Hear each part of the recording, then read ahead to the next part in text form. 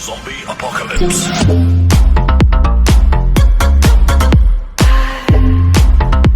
Pulling this hard camp and using his creep to zone, which is very cool to see.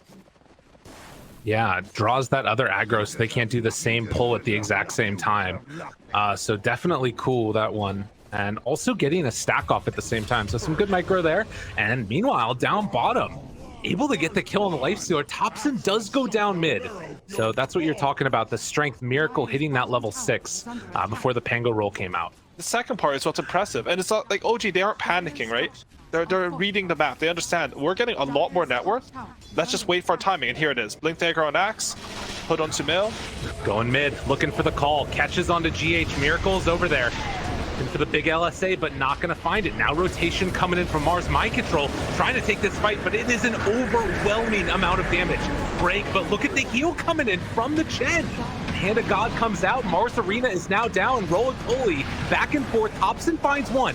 OG.TW staying right on top of Ceb, but now running out. He has to jump inside of Mind Control with that Infest to try and buy it, but no, Ceb, he jumps in. They still have the Infest afterwards. Gets inside of Mind Control. That keeps him alive.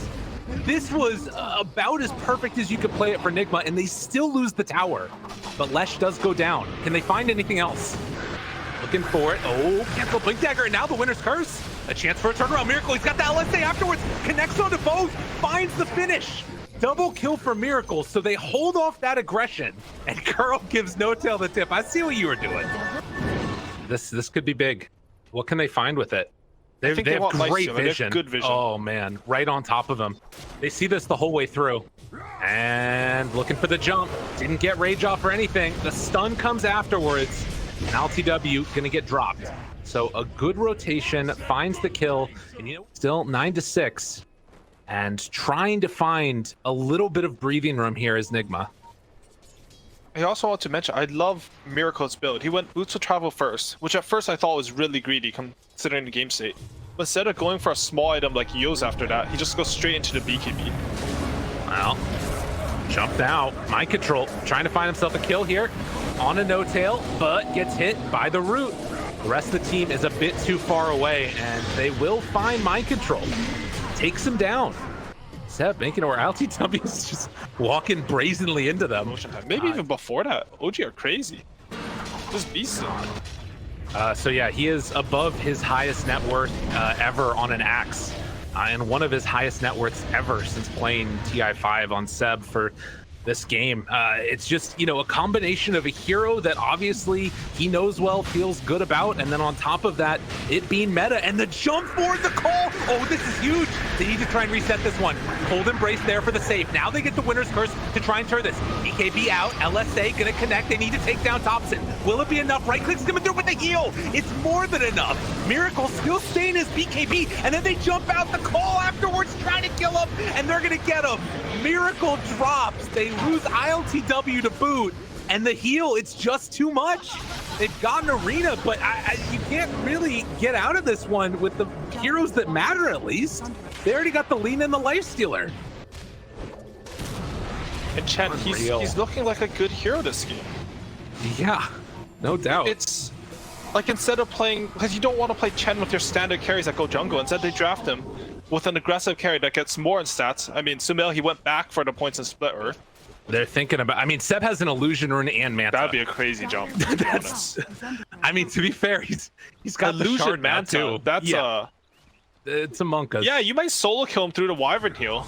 Yeah, he's gonna try. There are a lot of illusions punching that guy, but is it enough? Winner's Curse to try and turn this around. They're still spinning, still doing that damage, but LTW gets it off.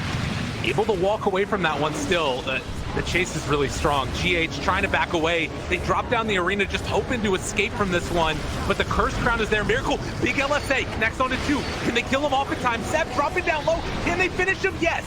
They take down 1. LTW, not enough save. The damage coming from Sumail is just too intense, but they find him there. Oh, the root. They had the LSA primed up, but they weren't able to get close enough. Afterwards, connects now onto Sumail, right clicks, coming through. Oh! Saksa came in and soaked the sharpshooter. That keeps him alive, and now the taunt afterwards back on a Miracle. Can they keep him alive, though? Cold Embrace yet again. Wyvern being so strong and now jumped inside by that life stealer, trying to turn onto the Chen, seeing if they can find that kill to stop all of the healing, but the chop came onto the backside. They find themselves another kill here. LSA round 2, no, he's taunted, he's caught, and he is in trouble. Miracle goes down again. ILTW just doesn't have the damage at this point, and they're gonna turn onto every one of them. Dual Scepter lift up, ILTW trying to back away. Kuro is dead as well. They jump forward for the kill as the taunt comes out. ILTW trying to escape, but they got him. The chase down, the eventual finish. And one last time, Kuro looking for the snipe. It's not going to matter. The roll in from Topson into the face. He takes the sharpshooter to the face and gets himself out. It's down bottom. They caught Miracle yet again. Bushwhack trying to salvage it, but it's not going to happen. They drop down that Lina another time, giving him the tip afterwards. And, well, one by one, they go through, find the kill onto Kuro. And they have some ideas about Dota, that's for sure. OG looking good. Now looking for more. They find LTW as well. Gonna get Cold Embrace there. Winter's Curse afterwards, but Ceb just goes for GH. Fine, you won't let me kill LTW. I'm coming for you. Bash. Get the TP out. No, they got the bash. And then into the taunt. Walks right into it. There was nowhere left to go. OG find another one. GH tries to get away. It ain't gonna happen. I'm struggling to see what the deal with this is now, except just trying to burst them, which their heroes do kind of well. But not against Aegis, right? That's the problem. Like, you can spear the slash back in. He's gonna get healed a lot. There's gonna be an Aegis. It just looks hard. And OG, they're pushing high ground while Ceb farms the jungle. Jump forward, try really to get it. themselves. Oh, he went right into the stun. Mind control, get out of there. It's a dangerous place to be. Another round of the stun that terrorize. All the circles are on the ground, and nobody likes them. Can they bring this man down? Taunt afterwards, he's dead. So many Venn diagrams, and all of it spells the end of Nigma as they are looking to lose this game number 1, barring the Miracle. It doesn't start right here. They get that winner's curse, now trying to bring down one, but the cheese comes out. Topson able to get out of there afterwards. Sumail running in, Ceb on top of GH. They find that finish. Buybacks from both the Mars and that winner Wyvern. But OG, they got what they came for. Clear that Rax, now back out. He's finishing his assault caress in the jungle. You know, the normal thing to do as your team pushes high ground. Sumail just jumps in. Yeah, dude, he's not afraid at all. Just goes right on top of Kuro. Now the jump, the call is there yet again, finding mind control. There's no buybacks. I feel like I've seen this story before with OG, and it might end in the fountain. Or maybe they just keep their eyes on the prize, focus on the buildings. Chen does go down. How dare you kill our captain? We're coming for you, Miracle. As the chase down continues, they'll find that kill. Sumail's going into the fountain, popping the bloodstone, trying to live. There's the Ghost Scepter afterwards, able to live and get the blink out. But this is Ancient down and GG in just a moment. As OG come in, pick the Chen, dominate the early game, take down the towers, and now gonna finish it off. Easy as pie. However, ILTW was farming up a storm during all of that. He took top tower, he farmed all the enemy's jungle, and now he's pressuring mid tower. All right. Well, and you know, you talk about sort of putting these players on heroes they're comfortable on, but oh, look at the hook shot in, the catch afterwards, Ice Blast, trying to bring him down low. Miracle dead, ILTW dead. They didn't stand a chance. OG came in style, and now they're gonna kill the IO on the backside too. In a minute. Just that new relocate, you can't save from situations like these. Yeah, no, not at all. GH trying to get out of there, but it's not going to happen. In the meantime, Saksa's actually working on an Aghanim's. Has one component completed at the very least. And Saksa, Avatos, combo comes out, trying to bring him down low. Ceb, big vacuum wall afterwards with the coil, the pushback on the block. He catches onto both. They just get blown up yet again. Dude, this is a level 2 vacuum and they're doing that. Split up. He's really... This blink online now. Catches some vision there. Saksa going for the wraparound. And they're immediately going to deward the wards. As they pull back in. Gonna pop the ulti. Hook shot afterwards. Kuro, good stun. Not good enough though. Coil back onto 4. It's too much damage coming out from OG as they chase him down one by one. Miracle trying to escape, but they pull him back in again. Sumail with the chase down, and they're not stopping. They've got everything that they need. Another pullback, another stun. Sumail finally gives up the chase. Ice Blast afterwards. Gonna apply itself onto ILTW, but they kill off GH. He does have blink up in 3 seconds on CK. Come forward, catches them, breaks it, has the BKB, doesn't use it. Vacuum afterwards, in some trouble. There's not enough healing in the world. ILTW gonna TP out of there, will be able to escape as Miracle also jumps back. So it only ends up being the 2 supports. Can they find? Sumail is a tough kill. Sumail is a really hard kill, but Topson, that's a little bit easier. That's a potential, that's a chance, but you don't get enough. And now the buyback, and they drop down that coil afterwards, trying to turn, they pull it back in. ILTW gets TP broken. They have to fight now, but there's nothing left to fight. They're all just gonna get dropped down, torn apart again, 4 dead in the middle. Now, this does mean IO is very vulnerable. And on the other side, Miracle, oh, they scan. Dude, they know he's over there. What? Oh my goodness. And now isolated away from the rest of his team. Miracle's gonna go down. Topson gives him the tip. A good stun with the Eclipse afterwards. Saksa drops as well. That is what Nigma needed. Now maybe a chance for more. Kuro doing ring around the rosy will get brought down. They pull him back on the other side now. LTW pops the BKB, turning to try and fight this one. They buy back on the Lion, trying to run down Sumail. This is going to be the Aegis, but can they find anything else afterwards? Dark's here, buying back, Force Staff up and away. Good jump in from Mind Control. Ceb looking for a surge away, vacuum afterwards, but there's no follow-up. Finger of Death comes out, Sumail is dead. Ceb bought back for this one, and now trying to find another round of it. Nigma streaming forward, they take down Ceb. That is a dieback. Else, but it feels like this like relocate synergy that we're seeing. Oh wait, they relocated, but look at OG. They're trying to come and contest right now. With the relocate down, hook shot off the mark. Miracle able to break it. Avalanche toss catching onto one. ILTW, they come back in. Vacuum wall, tries to get out. ILTW trying to bring down Sumail. Is it gonna be enough? Yes, they take him down. GH still there on top of him. Ice Blast, only a quarter of the duration left. And Topson, seeing if he kill off GH, it's not gonna happen. They don't get him. They take down 4, and Nigma, they will not be denied. Ceb trying to get away. Ooh, by the skin of his teeth, he's gonna get out of there. Still slow though, and they're looking for him. Want to bring down the pesky Darkseer.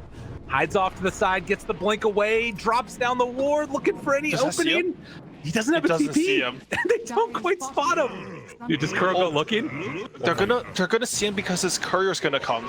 Oh, sees him. Hello.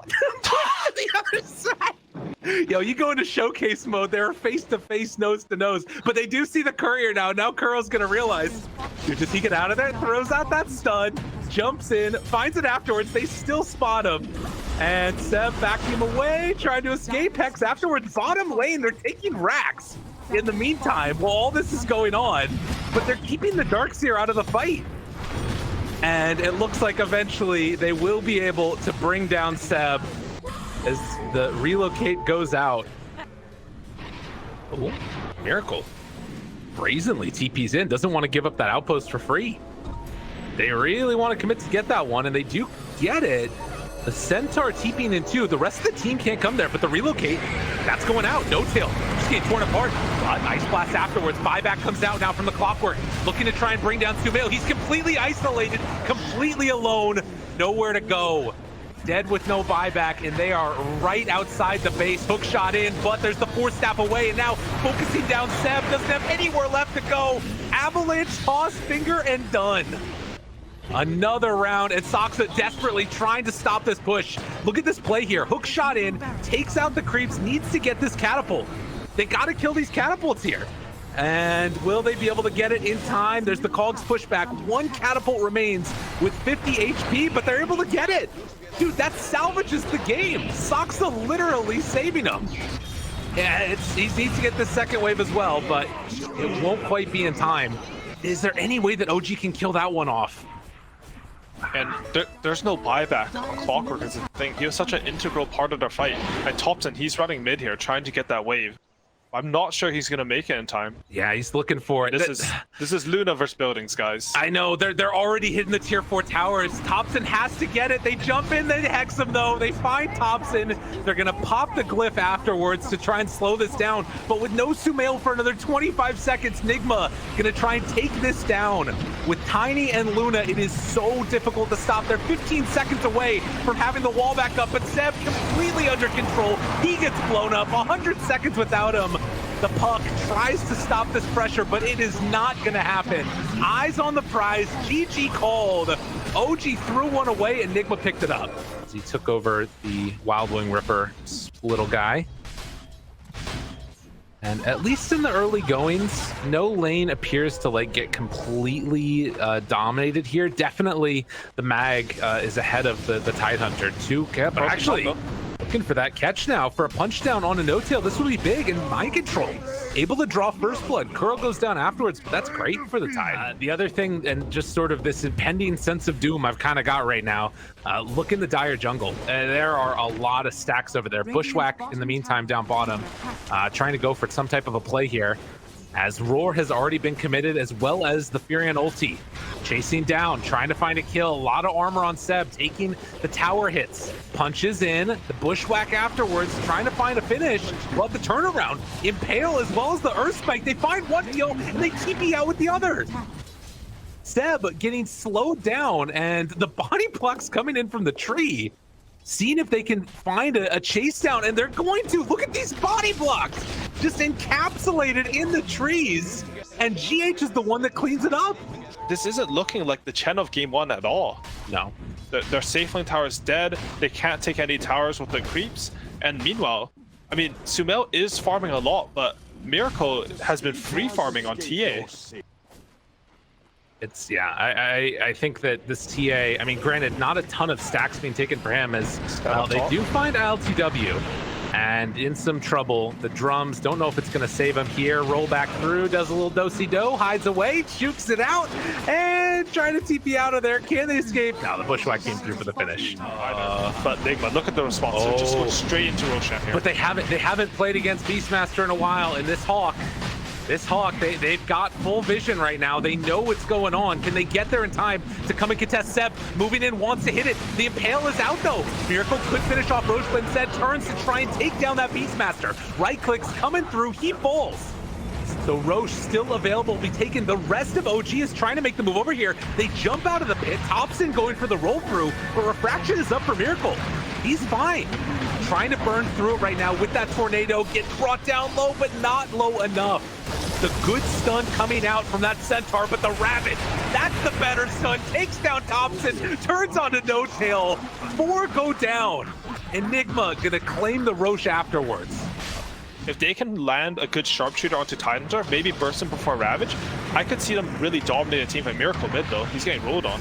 Yeah, a Refraction burned through and didn't get his blink out in time. Good Impale afterwards. Miracle trying to live, but that's Aegis down. A rare misplay, but Mind Control trying to catch up with this one. Blinking in, looking for anybody. The spill from those side blades doing a lot to No-Tail. They still have Ravage available. Spike Carapace comes out. Sharpshooter afterwards, breaking the Nyx. Probably in these next couple fights with all the Zoo summon that they've got. ILTW scouted out there.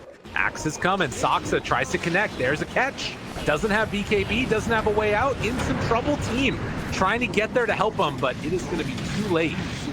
So efficient farming sometimes leads into a pickoff, and OG take full advantage. And now you've got Nigma. I mean, and because it's Furion, he can get there so quickly. We're going to see how close this is, but it might have been almost dead at this point, and now they have enough time to get in position. Sentry Ward is down. Looking for that opening. They spot GH now. Ravage comes out. It's on all of them. Good BKB afterwards with the skewer out and away.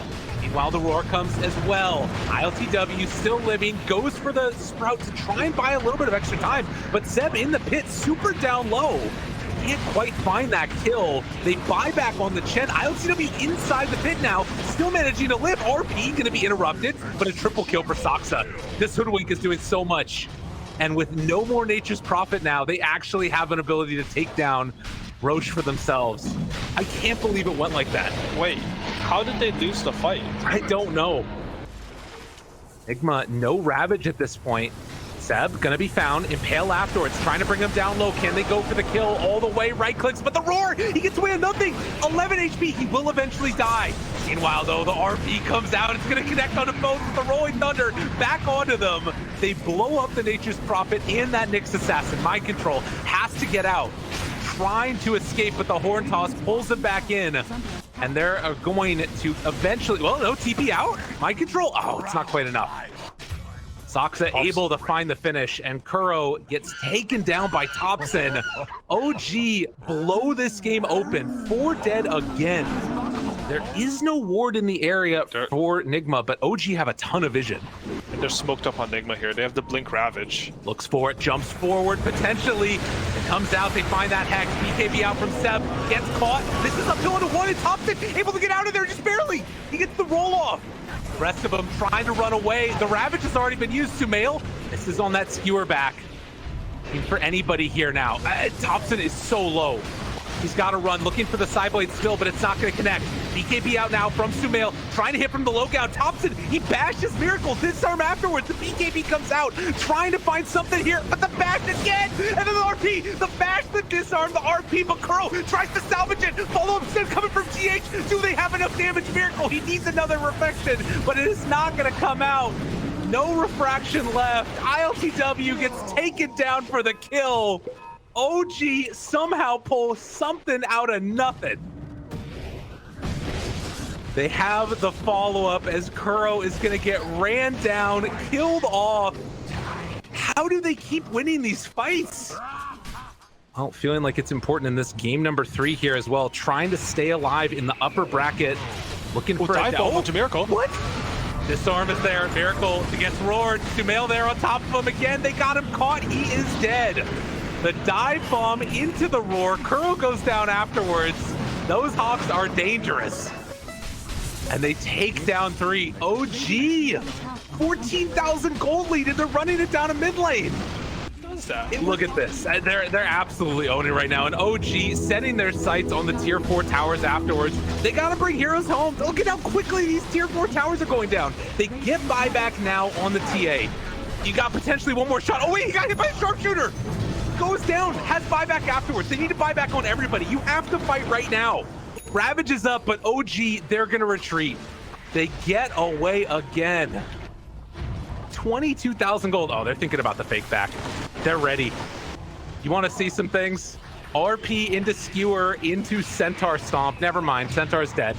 Rip the dream. Looks for it. ILTW didn't pop his BKB. Horn Toss pulls it back in. ILTW in no man's land, going to get absolutely murked here. Pops the ulti, he knows he's dead. Now the turn, pulls back, Miracle trying to find that kill. Can they do it as they run him down 1 by 1? OG, they can sense it. They want to continue on in this upper bracket. You can see they're still playing it safe. It's fair. And this is exactly what the way that you want to go. But with all their ultis back off cooldown again, gotta be wary of these pesky birds dive bombing in and finding that short stun that allows the initiation afterwards. Horn Toss pulls back 1, 2. Big old chunk there. Kuro in trouble. Ravage with the BKB reaction immediately there. Miracle got his BKB off as well. The RP comes out to 1 to 3, tearing them apart. Oh, it's just like that. OG, I set on the tier 4s. That's GG. They got a date with Tundra. Man, they make it look so easy. This freaking Chen hero. Who would have thunk it? We will get an interview here, though, so you might want to stick around a little bit longer because we got to talk to none other than Ceb. Good evening, Ceb. Congratulations on the series, first of all. Thank you very much. Good evening to you all. Good evening indeed. 2 questions. First, are you in a different boot camp than what you did during the DPC? Yeah, we are. We are now in Copenhagen, in Johan's hometown, which feels like home also for us. But yeah, we just wanted a change of air. Obviously, didn't have the best DPC, so just wanted a change of air, which we got, and everything is fresher here. We like it. Yeah, fresh environment definitely is doing you guys some good here in these qualifiers. I want to ask you about the Chen. It's been ignored in all of the different qualifiers. We had over 250 games so far, and you're like, you know what? Let's try him out here in these semifinals in the upper bracket. What made you guys go for that? And was it something that you already planned for a while? I mean, I can't really reveal why we go for it because I'd rather have teams figure it out for You can themselves. say stacks. We saw all the stacks. Yeah, I mean, maybe not, but I'd say we always look at Dota, how, like, for us it's always the same. We look at the whole panel of heroes. We're just passionate about the game and about the heroes, and there is almost always, like, benefits to picking certain heroes. And the meta, of course, with all the talent out there and how smart people are about the game, it keeps switching, it keeps evolving, so it keeps creating openings. And if you're open-minded enough and savvy enough, then you will seize these openings. So some heroes naturally can come back, being pretty powerful. Chen is one of them. At least for us, it's something that works and something that we enjoy too. So why not? Yeah, why not? It worked out today for sure. You're mentioning, for new environment, fresh air, fresh vibes. The series that you had yesterday compared to today, it also felt like there was a difference between the OG that we saw play. And I was curious because you've played so many Dota games, so many official Dota games against so many different opponents. Is it something different facing, for in this case, Team Nigma? You have played in a grand finals of TI against them. Obviously, they are well-respected opponents, and they have been also in the scene forever. So is there kind of a different feel when you're facing a team of Team Nigma's caliber? There's a different feel. Maybe less in this qualifier than usually, because we have prepared to respect everyone as much as to try to make no differences between the teams. So it's not like we expect Nigma to be a harder matchup than Viking or whoever we will have to face. We just expect everyone to give us a really tough fight. So in that sense, nothing changes.